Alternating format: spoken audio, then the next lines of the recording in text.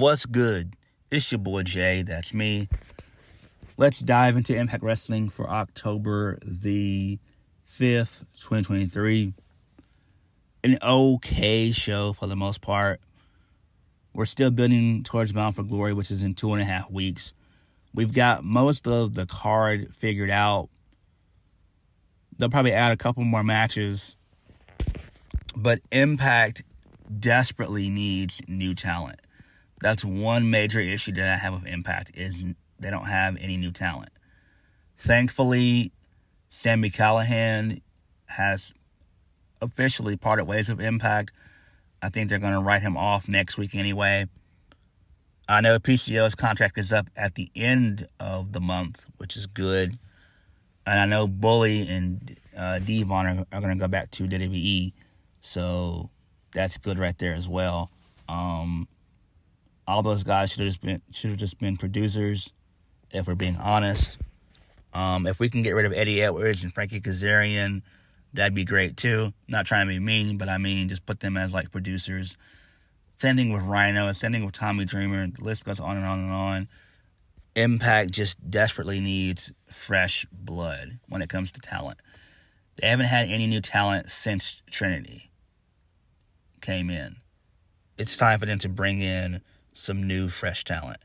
And hopefully at Bound for Glory, we get some surprises like maybe Lacey Evans showing up or Mandy Rose showing up. If they can get Mustafa Ali, maybe they can try to get Matt Riddle when his 90 days is up. Dana Brooke as well. So there's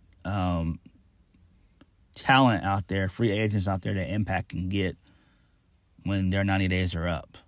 And WWE is going to continue to release talent anyway. I expect WWE to do some more releases, maybe after Fastlane. I don't know, but they're going to do more releases for sure.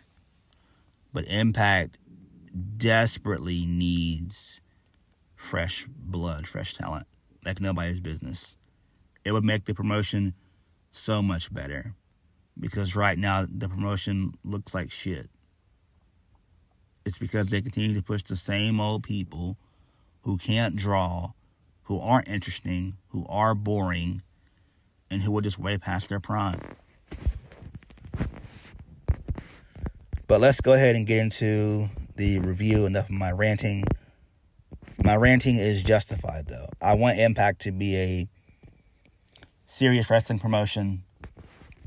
And when you're pushing guys like Tommy Dreamer and stuff like that, it's not a good look. It's not a good look. First match of the night, Tasha Steelz versus Killer Kelly. Tasha Steelz gets the win via the blackout. So towards the end of the match, Deonna Purrazzo gets involved. She pulls out the referee. And the referee thinks that it's Masha Slamovich at first, but it's not. And then this allows for Tasha Steelz to hit the blackout on Killer Kelly. So this is fine there. I'm glad that Deonna Purrazzo and Tasha Steelz are a team. It makes sense. I said this before and I'll say it again. I hope that Deonna Purrazzo and Tasha Steelz go to WWE. They need to. They've been in Impact for a while. They've been top stars. They've been given keys to the kingdom anyway. So I don't understand why they just don't go to WWE. That's just what I would do. Especially Deonna Purrazzo. I don't see her going to AEW. I just don't. Moving on. So, we see footage of Savannah Evans pinning Jessica on Before the Impact, a.k.a. BTI. So, John Skyler, he's walking through. He approaches Savannah Evans about teaming with him. Giselle Shaw interjects and points out how John Skyler has been begging online all week for someone to team with him. And so Jay Vidal, he pops off with a comment before Giselle proposes that Jay team with John Skyler tonight as payback for Jay costing Giselle last week. Oh my God, what the fuck. Moving on. So Johnathan Gresham is backstage with Tia Miller. She asked him about cheating last week to beat Mike Bailey. He points at the refs are being incompetent. So Mike Bailey walks up and asks Gresham what's he doing, and then Gresham just walks off. So I like this. He's turning heel fully. Well, slowly but surely he's turning heel. And I think heel Johnathan Gresham is best for business. That makes the most sense. Moving on. So, Tommy Dreamer, he comes out. He calls out Crazzy Steve. He requested the segment to speak with Crazzy Steve. So, Dreamer recalls personal stories about Crazzy Steve and reminds fans that he's legally blind and does things that no one else does in the ring. He's an inspiration to Tommy Dreamer. He brings up his father being blind and also recalls teaching Steve how to drive in an empty parking lot one night. So Dreamer tells Steve all he has to do was ask for a title shot if he ever wanted. So Tommy Dreamer says that he loves him instead of the fans, and then a thank you Steve chant breaks out. Tommy Dreamer will be happy to defend the title against Steve anytime, any place. So Steve declines a handshake and hugs Tommy Dreamer instead. The hug gets tighter, and then Crazzy Steve stabbed Tommy Dreamer in the back with a fork, which was fucking awesome. I enjoyed that. Again, I'm not a big fan of Crazzy Steve like that. I'm just not. He's okay in small doses, but I kind of like what they're doing with his character on Impact. I think that's kind of a solid way to do Crazzy Steve, where he's more like unhinged and really wanting to hurt and injure people. That's kind of cool right there. So then Crazzy Steve yells to Tommy Dreamer, "I'm not your friend." Officials run down and try to and yell at Steve. Steve raises up the digital media title and then drops it on Dreamer. Steve leaves with his briefcase and warns that he'll see Tommy Dreamer soon. He says, quote, "The angel of death came to Tommy Dreamer's room." I'm like, damn. So they'll probably face each other at Bound for Glory, probably in like an Extreme Rules match or something like that. Who gives a fuck? You know, like I said before, Tommy Dreamer just needs to be a producer, and that's it. Like, just produce. I think he's been a producer since, I want to say, 2017 or 2018? But Tommy Dreamer needs to go back to that. He does not need to be an active member on the Impact roster. He just does not.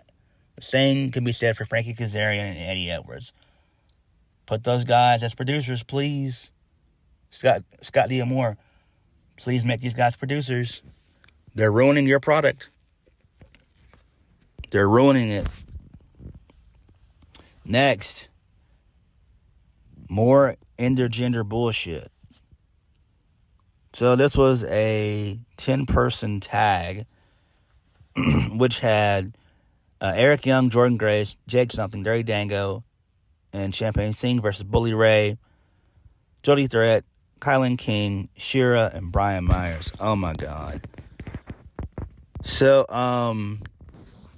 Dirty Dango before the match gets on the mic and says that he hates pro wrestling, which is great.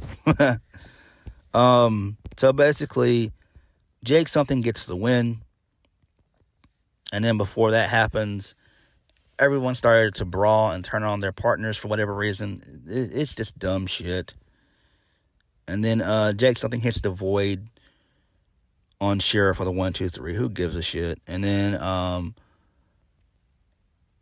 everybody's going to face each other next week. So it's going to be Eric Young, Jordan Grace, Jake Something, Dirty Dango, and Champagne Singh facing each other.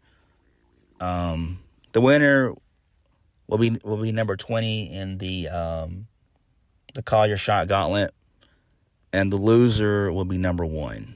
Who gives a fuck? It's stupid. Concepts like this are killing Impact Wrestling. Please stop doing this shit, Scott D'Amore. Please stop doing this shit. This is so damn annoying. Moving on. So Gia Miller, she's backstage.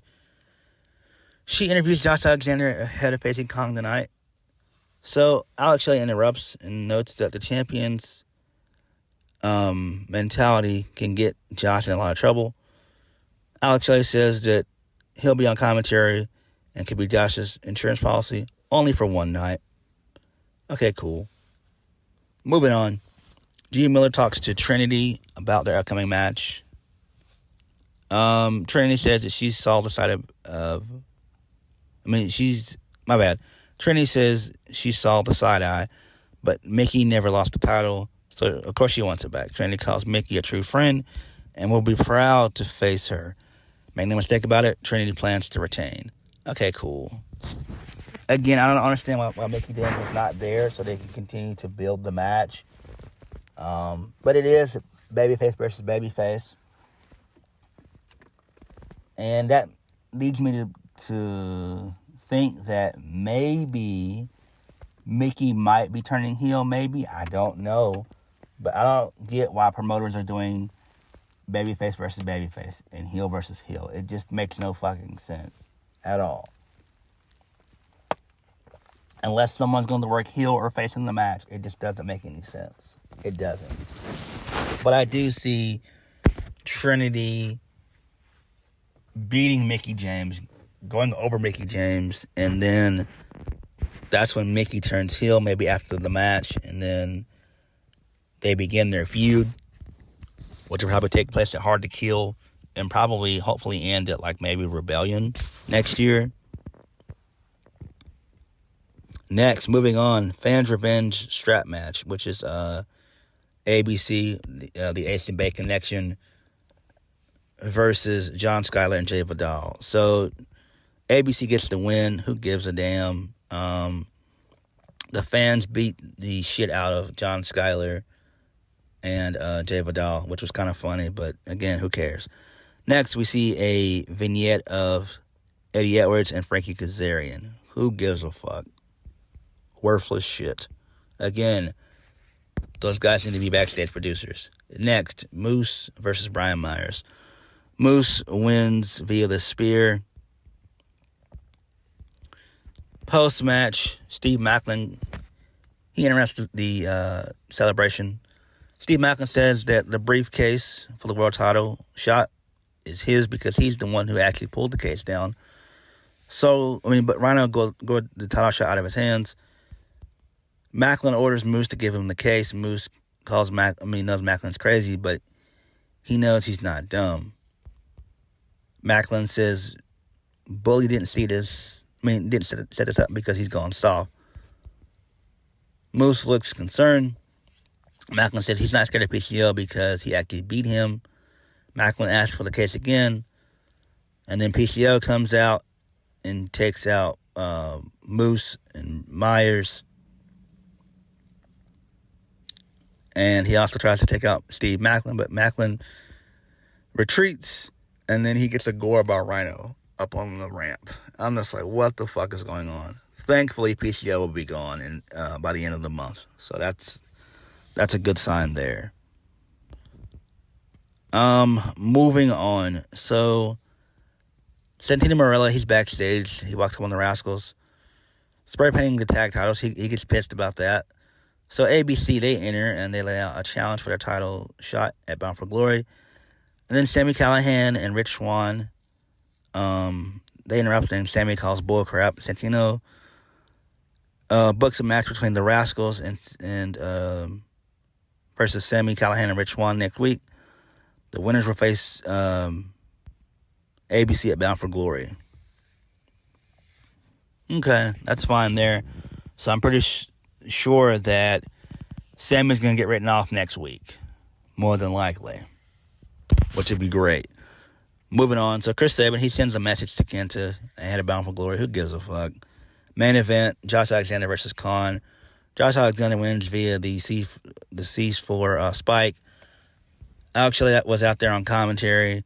Post-match, Josh Alexander and Alex Shelley, they share some words, and then out of nowhere, Alex Shelley hits the shell shock, and then he shakes his head, and then he stares at Josh to close the show, and that was it. So, Alex Shelley is the definitive heel. Josh Alexander is the definitive babyface. I'm pretty sure Moose is going to be inserted into this. Also, Impact Wrestling mentioned that if Josh Alexander wins, he'll be facing Will Ospreay, and it'll be for the Impact World Heavyweight Championship. So that should be interesting there.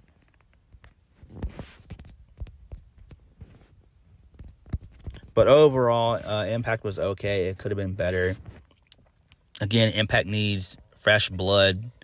They need to get rid of all of these old dinosaurs like Frankie Kazarian, Bully Ray, and the like. But what did you guys think? Please hit the like button, comment down below, and subscribe for more videos. I'll catch you guys later. Peace.